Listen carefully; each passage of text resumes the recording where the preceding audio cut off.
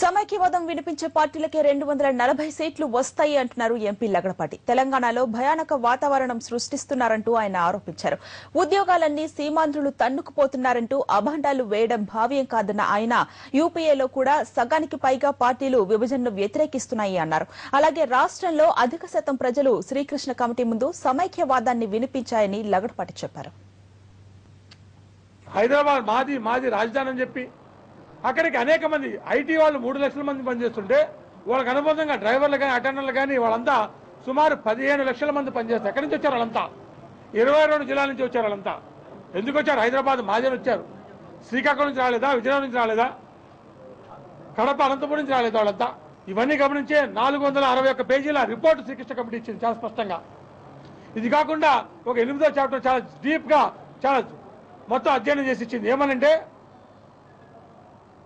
ఒకవేళ రాష్ట్రాంటూ విభజన జరిగితే ఈ విభజన జరిగితే స్వర్గంలాగా అయిపోద్ది తెలంగాణ అన్న అక్కడి కొంతమంది వేర్పాటువాదులు వాళ్ళు అధికారంలోకి వచ్చే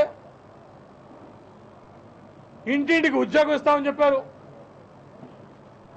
ఆ ప్రాంతం సస్యశ్యామలం అయిపోతుందని చెప్పారు. అది ఎవరి వల్ల అయ్యే పని కాదు. ఇంటింటికి ఉద్యోగం ఎక్కడి నుంచి ఇస్తారు? ప్రభుత్వ ఉద్యోగాలు మొత్తం కలిపితే 12.5 లక్షలు ఉన్నాయి మొత్తం రాష్ట్ర వ్యాప్తంగా. అందులో 6 లక్షల మంది తెలంగాణలో ఉన్నారు. మీకు కొత్తగా ఉద్యోగాలు ఎక్కడ వస్తాయి? 40 లక్షల మందికి 40% మందికి 6 లక్షల ఉద్యోగాలు, 60% మందికి 6.5 లక్షల ఉద్యోగాలు. ఎక్కడి నుంచి వస్తాయి అక్కడ ఉద్యోగాలు?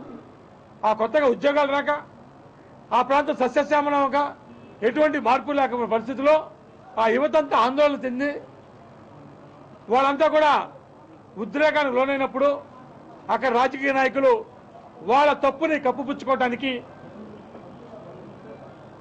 రాష్ట్రాన్ని అయితే విభజించాం కానీ ఇంకొక పని మిగిలిపోయింది. అదేంటంటే మీ ఉద్యోగాలన్నీ ఇక్కడ వలసవాదులు ఆంధ్ర రాసి వచ్చి వాళ్ళు మొత్తం తనుగుపోతున్నారు. వాళ్ళు వెళ్ళిపోలేదు. రాష్ట్ర విభజన జరిగినా వాళ్ళు వెళ్ళిపోలేదు కాబట్టి వాళ్ళ తన్ని తగలేయండి, మీకు ఉద్యోగాలు వస్తాయని చెప్పి అక్కడ మొత్తం అంతా కూడా ఒక భయానకమైన మన ట్యాంక్ బండ్ ఎలా జరిగిందో అది కేవలం ట్యాంక్ బండ్ లో ఉమ్మడి రాష్ట్రం కాబట్టి కొద్దిమందే రాగలిగారు, కొద్దిగా చేయగలిగారు. ఈ ఛాందసవాదులు, ఈ ప్రాంతీయ విద్వేషవాదులు, ఈ వేర్పాటువాదుల చేతుల్లోకి ఆ రాష్ట్రం వెళ్తే వారు చేసిన తప్పు, వారి చేతకానితనాన్ని ఎవరో ఒకరి మీద నెట్టే ప్రమాదం ఉంది.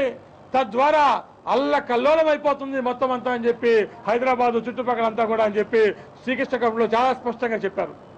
అంతేకాకుండా రాష్ట్ర విభజన జరిగితే హైదరాబాదు ఆ పరిసర ప్రాంతాలన్నీ కూడా మతశక్తుల వల్ల విచ్ఛిన్నం అయిపోద్దని చెప్పి ఒక భయానకమైన సంఘటన చెప్పారు. కేవలం హైదరాబాద్ చుట్టుపక్కల కాకుండా ఆదిలాబాదు, కరీంనగర్, నిజామాబాదు ఇలా అనేక ప్రాంతాలు తెలంగాణలో మత శక్తులు విలయ తాండవం చేసి మొత్తం అల్లకల్లోలం అయిపోతుందని చెప్పి ఆ రిపోర్టు అంత స్పష్టంగా ఇచ్చారు. నేను ఒక్కడిని చెప్తే ఆగిపోయే పని అయితే నా ఒక్కడి చేతిలో అంత శక్తి ఉంటే నేను ఒక ఎంపీగా ఉండిపోయాను చెప్పండి. ఇవాళ ఆంధ్రప్రదేశ్ ఏపీ అసెంబ్లీలో సభ్యులుగా కొనసాగితే ఉన్నవాళ్ళు మేము ఏపీ మాకు అక్కర్లేదు, మాకు తెలంగాణ కావాలన్న వాళ్ళు ఏపీ అసెంబ్లీలో సభ్యులుగా ఉండకూడదు కదా. మళ్ళీ ఎందుకు రాజీనామా మళ్ళీ పోటీ చేస్తున్నారు? ఏపీ అసెంబ్లీలో మాకు వద్దు అన్న వాళ్ళు అడిగే పెట్టకూడదు కదా. అంటే ఏపీ అసెంబ్లీలో చోటు కావాలి, ఊరికే డ్రామాలు ఆడుతూ రాజీనామాలు చేస్తుండాలి. అందరికీ వాళ్ళ పెద్ద మనిషి మా పార్టీలో మా కన్వీనర్గా ఉండి, ఎంపీల కన్వీనర్గా ఉండి రాజగోపాల్ వాళ్ళు ఆగిపోయింది రాజగోపాల్ అని చెప్పి నానా మాటలు మాడుతూ బద్మాష్ అంటూ కబడ్దార్ అంటూ ఇష్టానుసారం మాడతాడా? ఇంతకాలం ఆంధ్రప్రదేశ్ ఎంపీల కన్వీనర్గా ఉన్న నువ్వు కనీసం ఆంధ్రప్రదేశ్ ఎంపీల కన్వీనర్ పదవికే రాజీనామా చేయలేదే. ఆ తెలంగాణ ఎంపీల కన్వీనర్ కాదు, అది ఆంధ్రప్రదేశ్ ఎంపీల కన్వీనర్. ఎంపీ సంగతి పక్కన పెడదాం. ఆంధ్రప్రదేశ్ ఎంపీల కన్వీనర్ పదవినే పట్టుకొని ఎలాడుతున్నావే. నా గురించే మాట్లాడేది.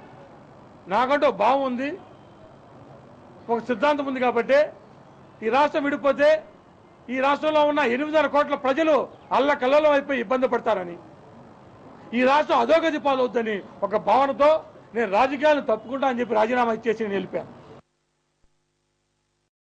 ruchulu.com Making of Andhra recipes.